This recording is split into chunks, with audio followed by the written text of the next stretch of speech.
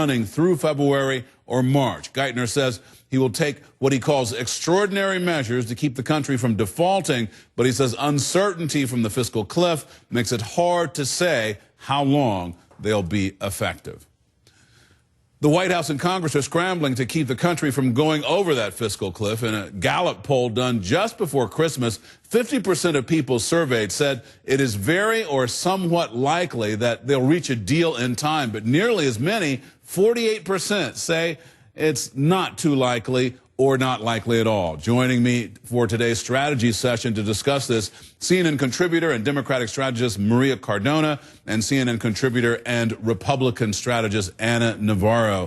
And you know, you look at this thing, I was just talking to you, Maria Cardona, in the break a minute ago. It's really starting to look like the fiscal cliff is actually going to come to pass.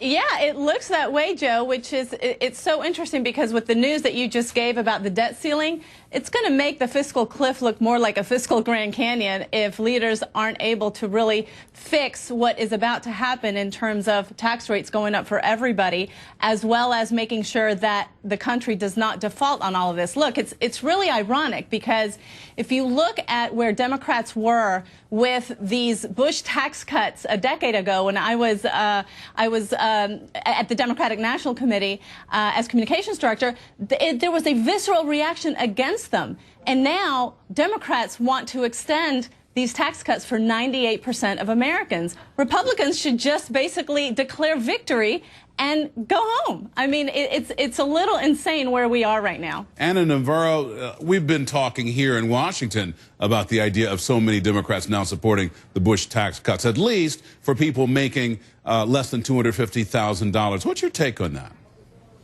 My take is that it's beginning to look a lot like Cliffmas, Joe. You know, I think like most Americans, I thought last week, I thought 10 days ago that there was a possible solution that could be reached before December 31st. It's looking less and less likely now. And yes, we're having a discussion about, you know, the Bush tax cuts. But let's also remember that, you know, just last week, John Boehner tried to pass what was the Democrat proposal, you know, the Schumer proposal of doing taxes, you know, for people that are cutting them for people that make less than $1 million. So what was a very popular idea with Democrats before the election is no longer the case. So times change. It's complex. Let's hope Boehner's back in Washington. Obama's back in Washington tomorrow. You know, the players are there. Harry Reid is there. Let's hope that they get together and that for the sake of the country, for the sake of our stability, of our fiscal well-being, they get together on a plan that works. Nobody's going to get 100% of what they want. Hopefully somebody, you know, we get enough of what we want to keep the wheels churning. Anna, I have to ask you, do you think Speaker Boehner's leadership is suffering while this crisis continues? You know, I think a little bit of both, to be honest with you. Certainly he tried to get something from his caucus last week. That didn't work. That was not a strong moment for him. It was a moment of weakness.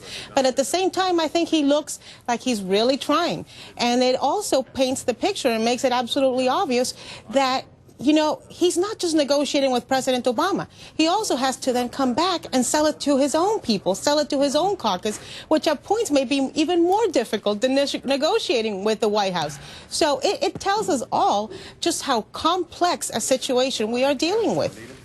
Now, Maria, we were talking in the break a little bit about how so many people just want this over, and we did the report earlier today talking about the leader of Starbucks actually asking people to write "come together" on the coffee cups. So do you think this is the kind of thing that has actually gotten through now to the American public as to how important it is, or is it still just sort of abstract? No, I do actually think that it is something that the American people understand, sadly probably more than what our leaders in Washington seem to be understanding at the moment. And in fact, during this election, it was something that they were very vocal about, the American people. They want our leaders to put politics aside, to put partisanship aside, and come together to make the decisions, the tough decisions. And it's true, no one is going to get what they want, but people need to understand that President Obama did win, and he won, frankly, on the argument that the Senate has now put forward and passed, which is let's extend these tax cuts for 98% of the American people, for those making $250,000 and below, and let's deal with the rest of this later. That bill is sitting in the Senate today. And I actually feel bad for Boehner. I agree with Anna that I think he's trying. I really do think he's trying. But unfortunately, he pulled a political ploy this past week that blew up in his face, and that could seem to the American people that he put politics before the good of the country. Do you agree with that, Anna? Do you think this was a big mistake, you sort of a missing judgment there when he put a bill on the floor that he couldn't pass? Look, I think certainly it was a wake-up call. I don't think it was a mistake because I think he was attempting to send a message, and I think he was attempting to do something. And so I prefer him going down in an attempt to do something and move the ball than doing nothing. And yes, President Obama won the White House, but the American people also elected a majority of Republicans back to the House. So what we have right now is a divided government, where one of our chambers is in Republican hands, the White House and the Senate is in Democrat hands. That means that the message the people were sending is that they want compromise. If President Obama wants to go ahead and build a legacy, get things done, complicated things like immigration, not just fiscal cliff, but all the things that he needs to get done in his to-do list in the next 4 years, it requires compromise. And if the Republicans don't want to be seen as obstructionists and be seen as part of the solution, they also need to compromise. We have got to come to the realization that the elections are now passed. Let's put politics aside and let's get things done. Anna Navarro, Maria Cardona, thanks so much. Always good to see you all, and happy holidays to you. Thanks so much, Joe. Thank you, Joe.